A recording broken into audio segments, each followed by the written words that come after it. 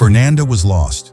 Life, an endless series of gray days, had become a burden too heavy to bear.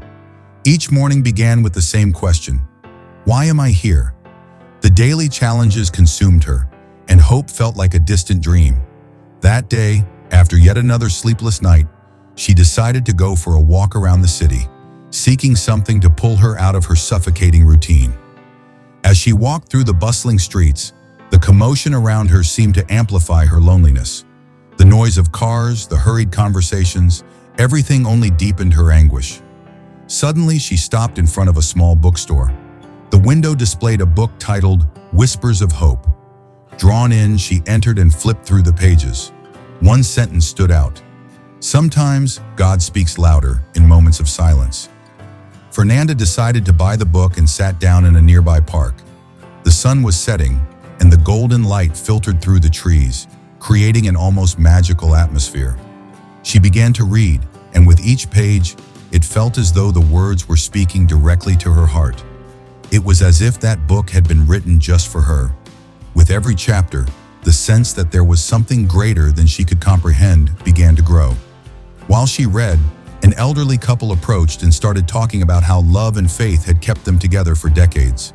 Fernanda listened intently, and the simplicity and depth of their words touched her soul. They spoke of moments of pain and how they found strength in God, even through storms. This conversation was a balm for Fernanda's heart, as if it were a direct answer to her questions. Feeling a wave of peace, Fernanda realized that the answer she sought would not come from grand events, but from simple moments of connection. Looking up at the sky, she remembered that God is present in every detail of life. That experience helped her understand that, even amidst chaos, He is always whispering hope. On her way home, Fernanda felt renewed.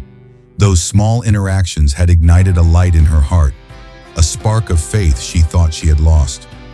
With a new purpose, she decided she would fight to find joy in the little things, trusting that God would always be with her.